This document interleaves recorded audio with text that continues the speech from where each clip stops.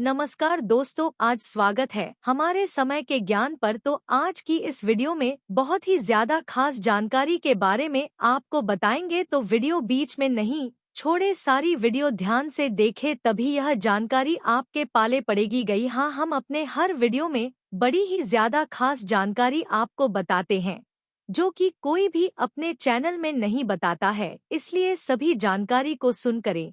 Channel पर नए हो तो सब्सक्राइब कर देना और ऐसे ज्ञान के लिए जुड़े रहना।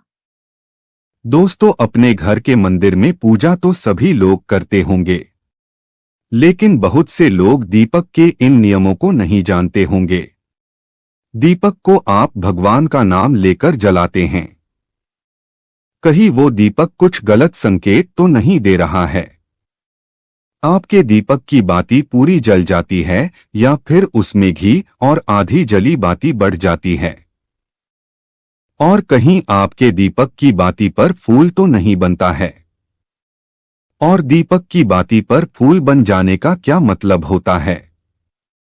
तो क्या आप जानते हैं कि दीपक की बाती का पूरा जल जाना और बढ़ जाना क्या संकेत देता है? कहीं आपके जीवन की परेशानियों की वजह आपके जलाए दीपक से तो नहीं जुड़ी है?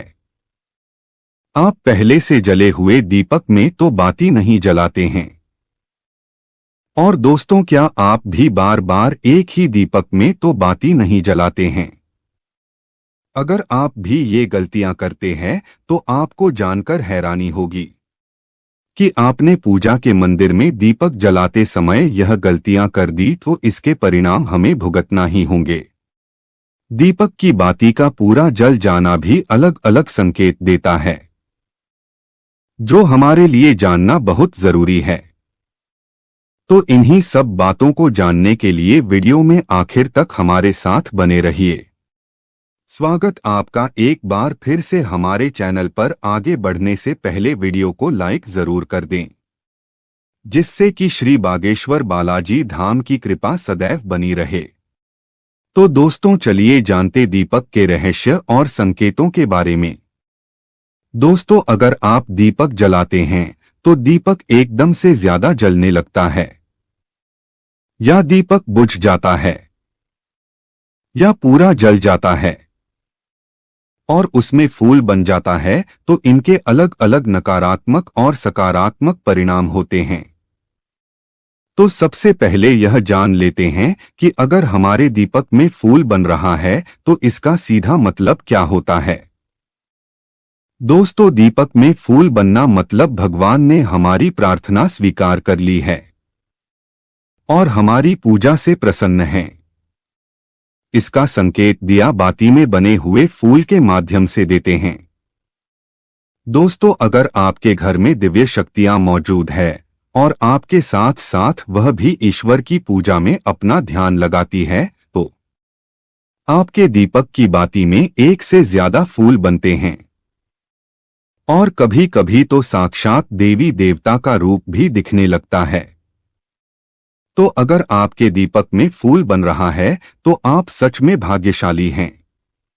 और इसी के साथ दीपक जलाने के कुछ खास नियम भी आपको जरूर पता होना चाहिए।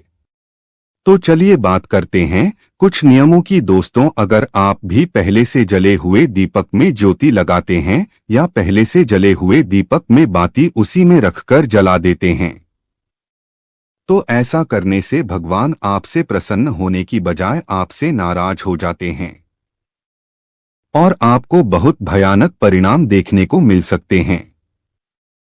इससे आपके बनते हुए काम बिगड़ने लगते हैं और आपकी तिजोरी का धन खर्च होने लगता है और आपके धन आने के सारे रास्ते भी बंद हो जाते हैं। तो आप हमेशा यह ध्यान रखें कि जब भी आप दीपक जलाएं, आप हमेशा साफ सुथरे दीपक का इस्तेमाल करें। इसी के साथ कुछ लोगों की आदत होती है कि वह हर थोड़े दिन बाद अपने दीपक को बदल देते हैं। तो इस प्रकार गुरुजी का कहना है कि अगर आप जिस दीपक में पूजा करते हैं तो आपको उस दीपक को बदलना नहीं चाहिए, क्योंकि बार बार भगवान के सामने उसी दीपक में ज्योति लगती है तो वह दीपक सिद्ध हो जाता है और उसमें सभी देवी देवताओं की शक्ति भी आ जाती है। और साथ ही आप जब भी दीपक जलाते हैं तो आपका तन और मन दोनों पवित्र हो जाता है। तो आप हर रोज उस दीपक को साफ कीजिए, फिर उसमें बाती रखकर जलाइए। आप जितनी बार भी दीपक जलाएं उतनी बार उस दीपक को साफ करके बाती जलाएं। लेकिन अगर आप गलती से भी उसको बदलते हैं तो आपकी तरक्की में रुकावट आ जाती है। तो गुरुजी का कहना है कि आप अपने दीपक को कभी मत बदलिए। लगातार 10 साल 20 साल तक आप उसी दीपक में दीपक जलाएं और अपने दीपक को सिद्ध हो जाने दीजिए। और दोस्तों, अगर आपको इस दीपक का चमत्कार भी देखना है तो आपके घर में कोई रोगी यह बीमारी है या कोई लंबे समय से बीमार रहता है, तो आपको क्या करना है कि इस दीपक को पानी में, शुद्ध पानी में थोड़ा गंगाजल मिलाकर डाल दीजिए और दीपक को बाहर निकाल लीजिए। उसके बाद उस पानी को रोगी व्यक्ति को पिला दीजिए। तो इससे क्या होगा कि रोगी व्यक्ति ठीक हो जाएगा और साथ ही वह चलने फिरने लगेगा। इससे उसका मानसिक संतुलन बिगड़ा हुआ था वह भी ठीक हो जाएगा, क्योंकि उसमें सभी देवी देवताओं की शक्तियों उसमें आ जाती है। तो चलिए अब बात करते दूसरे उपाय की। अगर आपके घर में किसी को नजर बार बार लगती हो या उसको कोई बुरी नजर लगी हुई हो, साथ ही आपके व्यापार को भी किसी की नजर लगी हो, आपका धंधा अच्छे से नहीं चल रहा हो, तो भी आप इस दीपक को तांबे के बर्तन में पानी में भिगोकर डाल दीजिए, रात भर के लिए छोड़ दीजिए। अगले दिन सुबह पानी का छिड़काव अपने पूरे घर में और अपने दुकान में कीजिए। ऐसा करने से आपको अच्छे परिणाम दिखाई देंगे, क्योंकि जब हम लगातार एक ही वस्तु का प्रयोग अपनी पूजा में करते हैं तो वस्तु शुद्ध हो जाती है। भगवान की पूजा होती है, वह भी उस वस्तु में समा जाती है। कभी भी अपने मंदिर के दीपक को बदलने की गलती न करें। अगर आपके मंदिर का दीपक टूट जाता है या फिर खराब हो जाता है या खंडित हो जाता है, तभी आप दीपक को बदले। लेकिन फिर भी आप उस दीपक को न फेंकें, बल्कि उन्हें अपने घर में संभाल कर रखें, क्योंकि वह दीपक बहुत ही पुराना होता है। उसमें सिद्ध किया हुआ दीपक की शक्ति आ जाती है, उसमें सकारात्मक ऊर्जा भी उस दीपक में आ जाती है। तो चलिए दोस्तों, अब बात करते अगर आपके दीपक में घी बच जाता है तो इसका क्या परिणाम होता है। तो सबसे पहले यह देखें कि अगर आप किसी भी पेड़ पौधे की पूजा कर रहे हैं, उस पूजा में जलाया हुआ दीपक पूरा नहीं जलता या फिर उसमें घी बच जाता है, तो इससे आपके घर में बीमारियां घर बना लेती हैं। यह बीमारी के संकेत होते हैं और यह बीमारी कभी भी आपका पीछा नहीं छोड़ेगी। जब भी आप किसी भी पेड़ पौधे या मंदिर के बाहर किसी भी जगह पूजा करें तो यह ध्यान रखें कि आपकी बाती पूरी जले और उसमें घी ना बचे, क्योंकि आपकी अच्छी सेहत के लिए बहुत ही ज्यादा प्रभाव डालती है। और वहीं दोस्तों, अगर आपके घर के मंदिर में दीपक की बाती पूरी नहीं जलती या पूजा करते समय दीपक बार बार बुझ जाता है, तो यह जरूर आपके घर में नकारात्मक ऊर्जा का वास है और वे आपकी पूजा में विघ्न डालने की कोशिश कर रही है, क्योंकि आपके घर में नकारात्मक शक्तियों का वास हो चुका है। और उसको सकारात्मक शक्तियों में बदलने के लिए आपको क्या करना होगा? आपको करना होगा कि आप स्वच्छ तन मन से दीपक जलाएं, भगवान राम, श्री राम का और बालाजी महाराज का नाम लें। इससे आपको सकारात्मक ऊर्जा बढ़ेगी और नकारात्मक ऊर्जा खत्म हो जाएगी।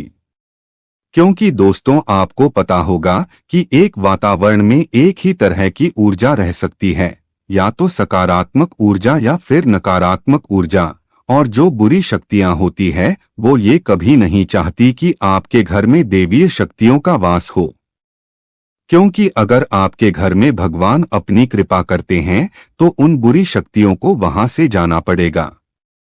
तो यह बुरी शक्तियां हमेशा यही कोशिश में रहती हैं कि आपकी पूजा में रुकावट आए और इसी के प्रभाव से हमारा दीपक बार बार बुझ जाता है, या फिर हमारे दीपक की बाती पूरी नहीं चल पाती है। तो इन सब से बचने के लिए आपको क्या करना, क्या आपको सच्चे मन से भगवान का स्मरण करना है। और आप जब भी दीपक जलाएं तो भगवान से सबसे पहले यह प्रार्थना करें कि आपके आसपास जितनी भी नकारात्मक ऊर्जा है आपसे दूर हो जाए और घर में सकारात्मक ऊर्जा का वास हो जाए। दोस्तों, अगर पूजा पाठ करने के बाद भी बार बार अगर आपका दीपक जलता बुझता है और ये लक्षण बार बार दिखाई देते हैं, तो आप एक उपाय और भी कर सकते हैं गंगा जल का, क्योंकि गंगा जल को सबसे पवित्र माना गया है।